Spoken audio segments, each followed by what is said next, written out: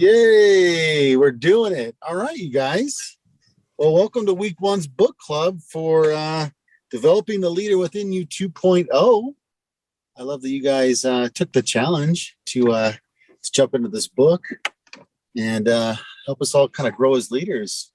I think this will apply not only to our businesses, but to other areas in our life too. So, with that being said, who wants to go ahead and kick us off and start sharing some takeaways from this? What speaks to you in this book, chapter 1?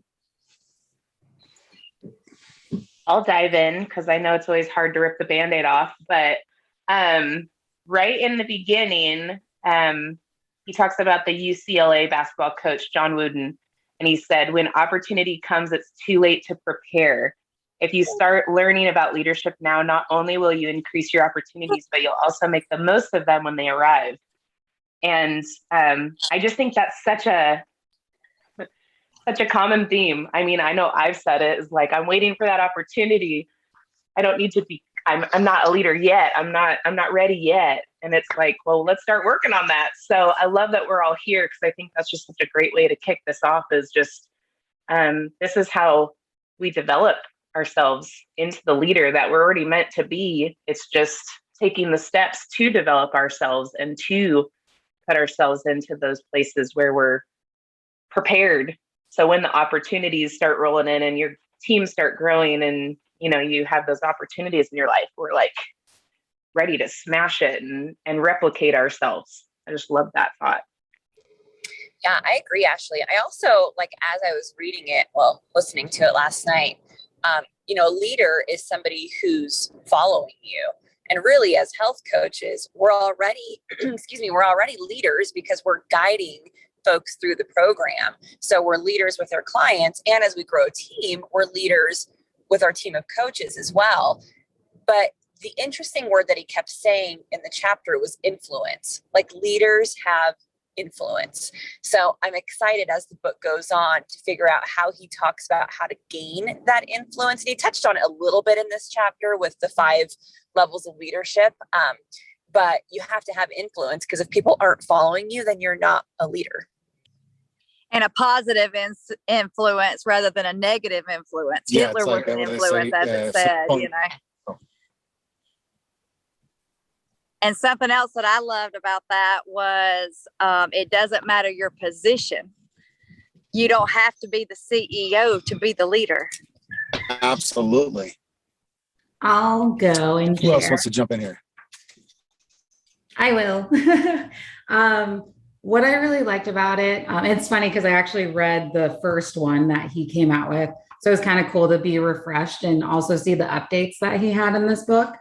But really just kind of realizing like the 5 different levels of leadership and where I'm at specifically. And so it's kind of cool to see where I feel like I'm stuck at, and I know I can get to the next level.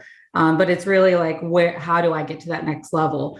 But with this, like, I love that he challenged us at the end to think of 2 people, in our personal life and also in our professional life of, who we want to focus on, what level of influence are we at with them, and what steps we can take to get there. That's what I really like, is kind of determining like where I'm at. And I feel, and I'll just share, I feel like I'm always kind of stuck on level 3.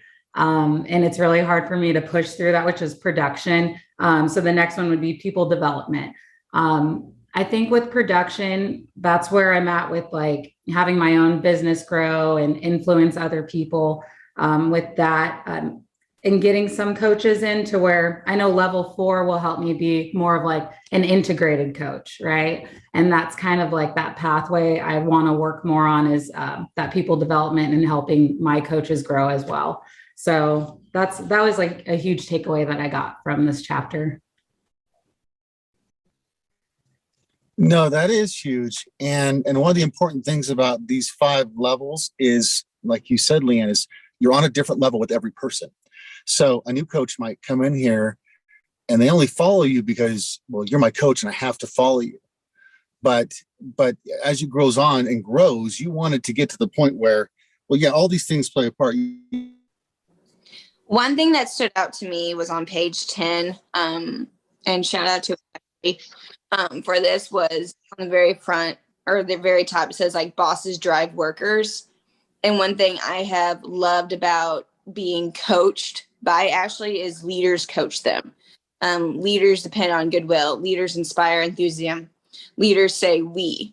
I hear at my other job, me. And it's like, hello, I did the credit. But then again, I'm like, I'm not selfish. I try not to be selfish. It's we, not me. And I love that we're all in this together. That really was something that stood out. Ashley and the team are really great at saying like, let's go. For me, it's my mind shift. We always say 1, 2, 3, don't think, because I overthink things. And with coaching, that has really helped me, because I'm always like, oh, should I say this or should I say this? And then it's like 1, 2, 3, go. And so I really liked how it said leaders say, let's go. Leaders show how.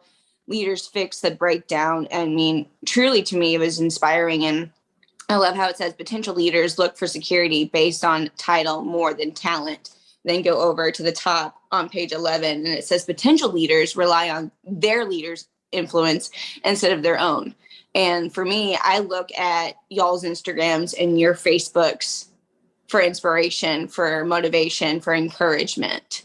And to me, that helps me going, okay, I'm not alone. This is not my car. This is our car. This is not my team. This is our team.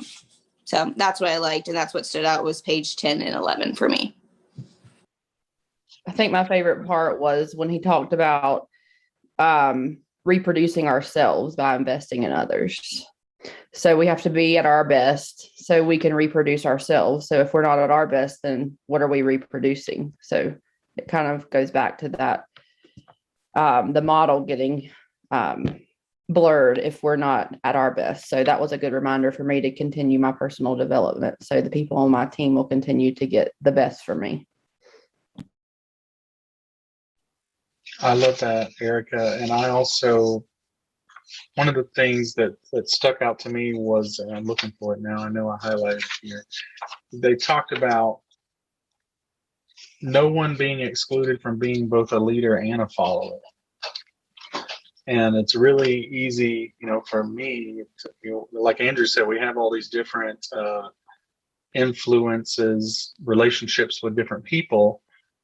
And it's very easy to kind of put ourselves in a box, like with the different folks or how we're thinking of ourselves overall. It's like, well, I'm a leader, therefore I can't learn from this person, or I'm a follower, therefore I have nothing to contribute to this relationship. So I really like that, because it helps you both as a leader and as a follower to recognize, no, like we're all growing together, we're all working on these things together. So just because I'm on the phone with someone who is, positionally my leader, they may be learning from me. And when I'm on the phone with a coach, someone that I'm coaching, or even a client, it's like I could be learning from them. So I like that, because my tendency was always put myself in a box. Like I'm a leader in this situation, or I'm a follower in this situation. So I like the idea of like, no, get rid of that definition. It's not serving us.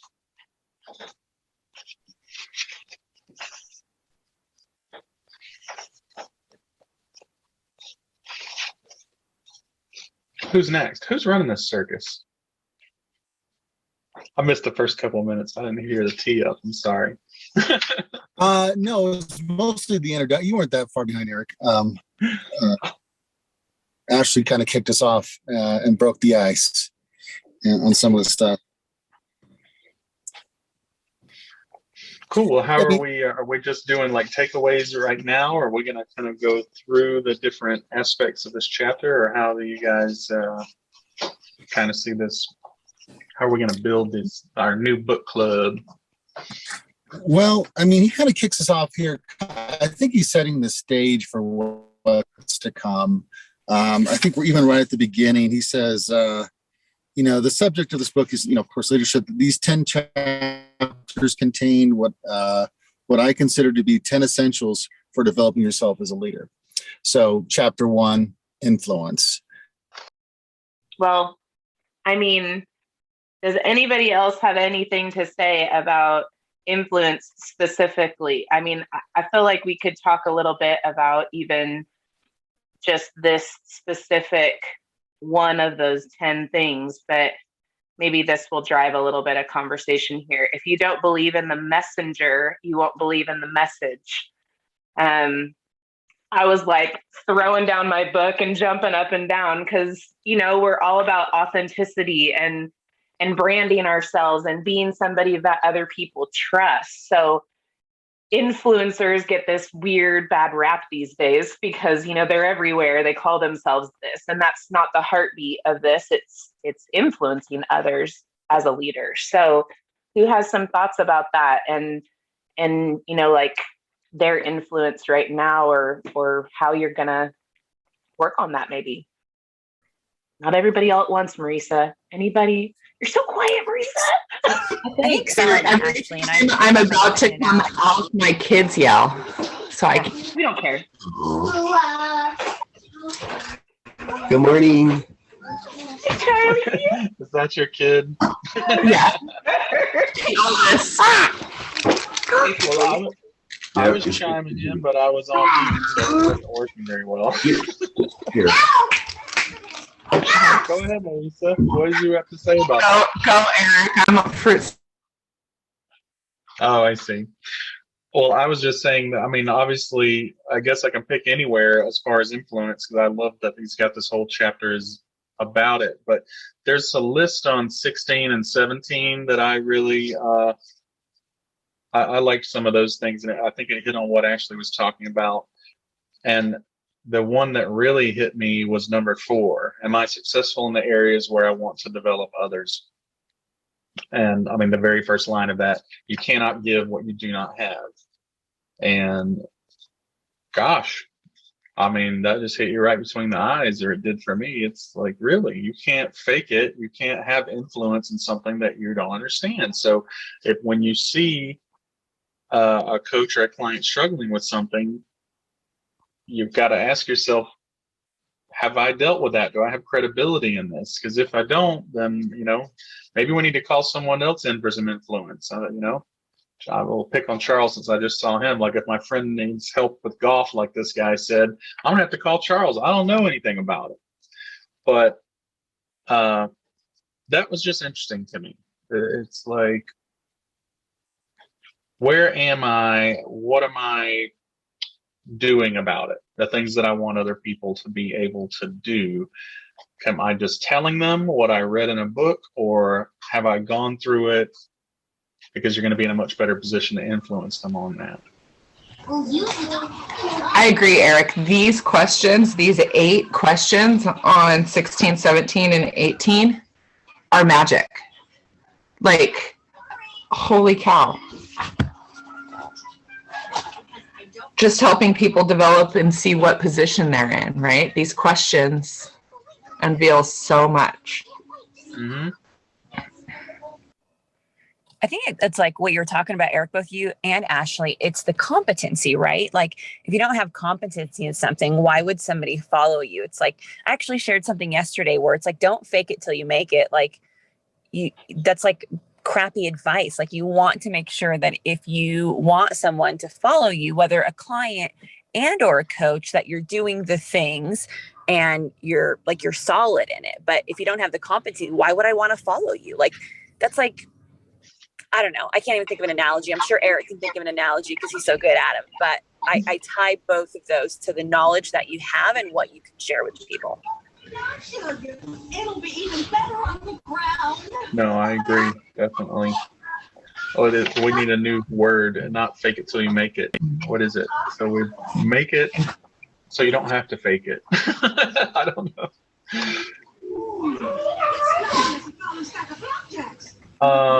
What else? This is the first time I had even heard of these 5 levels of leadership, which I know is another, I mean, not the first time I've heard of it, because I know he has a book about that, but I wasn't familiar with that.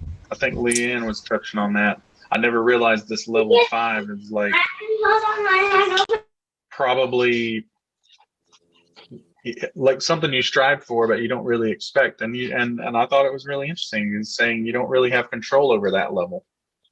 Let's like get really good at levels 1 through 4, and always strive for that. If you're ever going to make level 5, that's the only way. You cannot manufacture respect, he said. So I thought that was pretty powerful as well.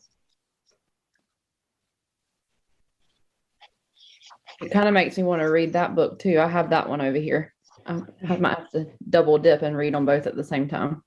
Next on the Yeah. list, maybe. Erica's husband read it on the way home from here and finished it, or dang near finished it before he got home. He was sharing his takeaways with me on that one as well. So, but yeah, I think it's a cornerstone to leadership. These 5 levels. Hope I'm still not breaking up, but I'm good at the moment.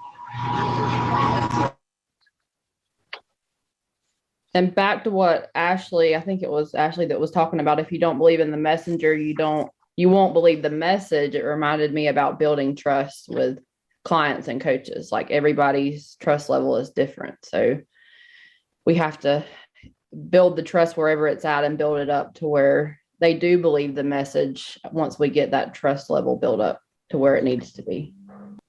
So how do you guys, on that note, I mean, just kind of thinking of it with your goggles on as health coaches, where do you think there's some areas that we can improve on individually, right? Like what do you think would help build trust, not even with clients, with future coaches, with coaches? What are some of the things that you think could help us do that individually as we're growing? For me, I think it's investing more time in each individual coach, not just their weekly call where we talk, just about what's happening in their business, but build the relationship on the side. And I've learned that that's been very helpful for my team. Like, building a personal relationship, doing things with them if they're local, investing that quality time with them to show them that we care about them. It's not just business, it's relationships. Well, that for me, that's been big for us. Definitely. He does. I forgot the quote, but there's something in there about, and probably was related to production, but he's like, we're really developing people, as leaders. It's not, yes, we want to produce. So that's part of it. He said, if we are producing, people are more likely to follow us and we can have that influence. But just in developing people, I think to me, like building that trust is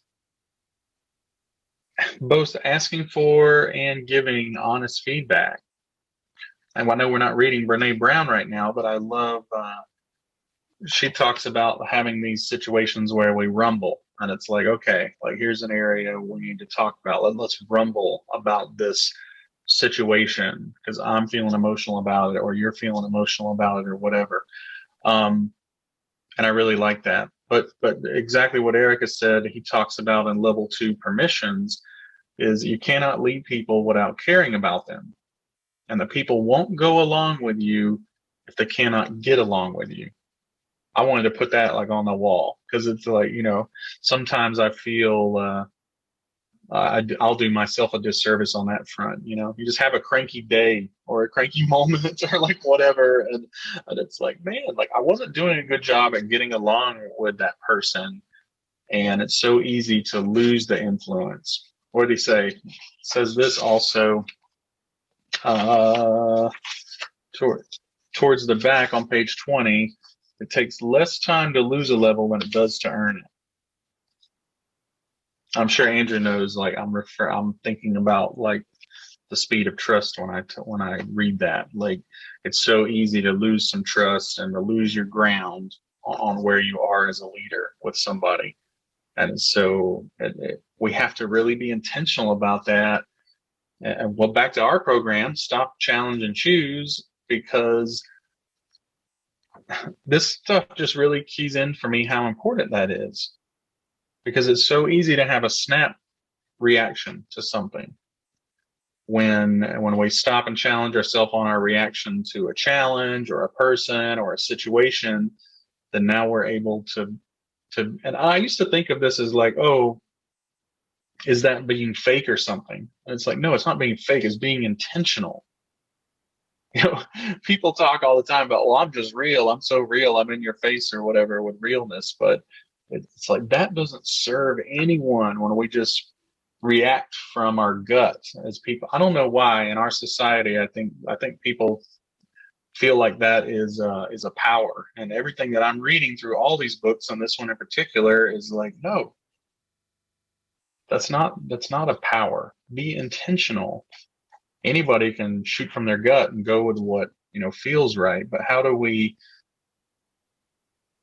grow for ourselves and help other people grow? I don't know. I'm rambling, but it's just I see what I think I'm going to like about this book is just like how to intentionally build those relationships and build that credibility with people. And the better you get at that, the more mindful we need to be of all the little ways that we can mess that up. I think you said that perfect, Eric. And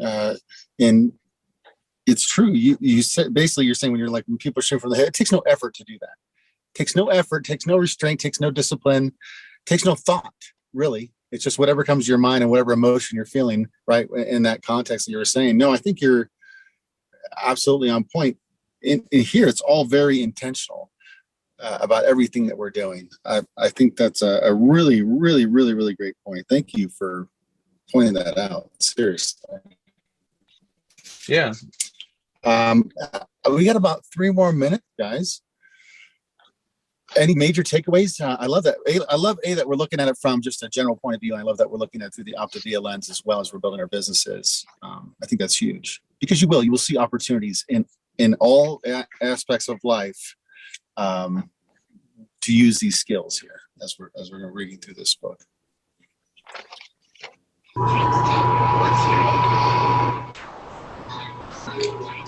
Can you identify where you're at on what level from page 22, 23 and how it's all listed out?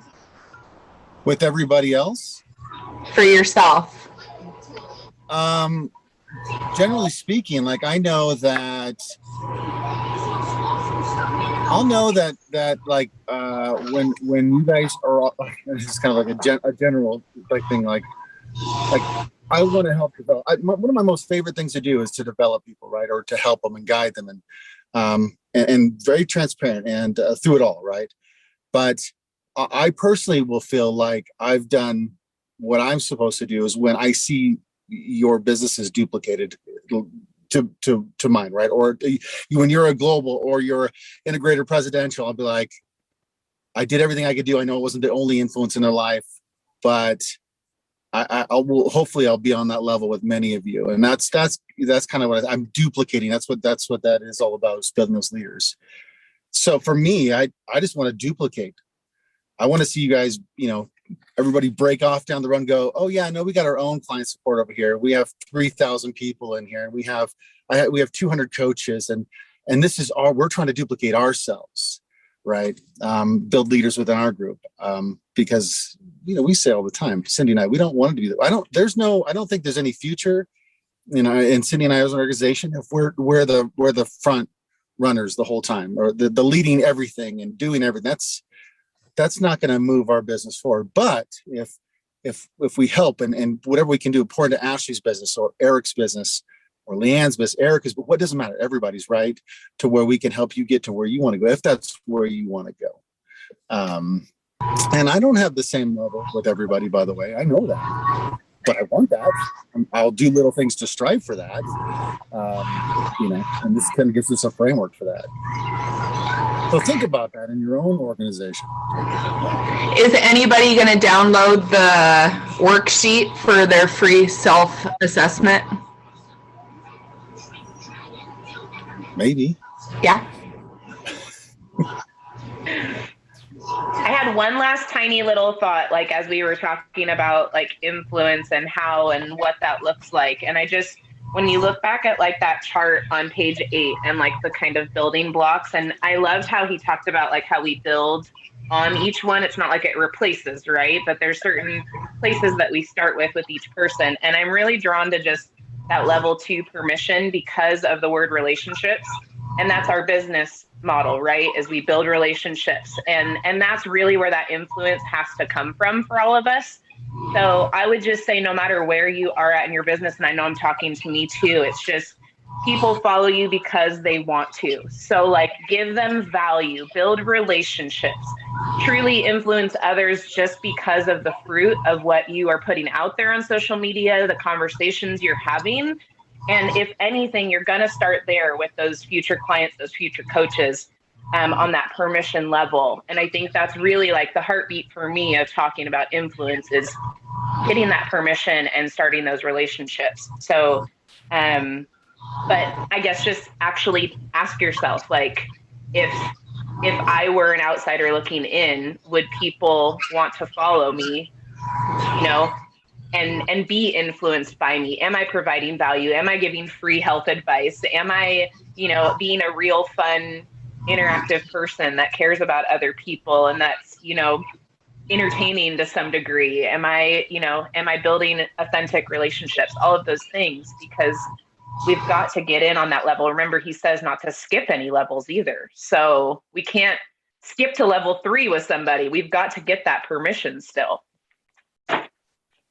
Everybody in here is connected to somebody in a relationship. Paula, you're connected to Corey. You had a trust there and a relationship, right? I mean, Ashley, Marisa, Haley. I mean, Haley's not in here. Eric and I, we knew each other from 20 years ago now. It's coming up on, right? Like, so everything you say, you're absolutely right. Like, and you can't skip the levels. It's you have to go through that progression. All right, you guys. Well, I love everybody's. I mean, I love how you guys pointed things out and the perspective that you guys all provided. I think this has been a really wonderful week 1 for chapter 1 in this book club. Thank you guys all for everything you all the value you gave to this, and we'll see you guys in 2 weeks. All right, you got 2 weeks for chapter 2. All righty. All right, you guys. I'll see you on the next one. Bye. Bye-bye. Bye.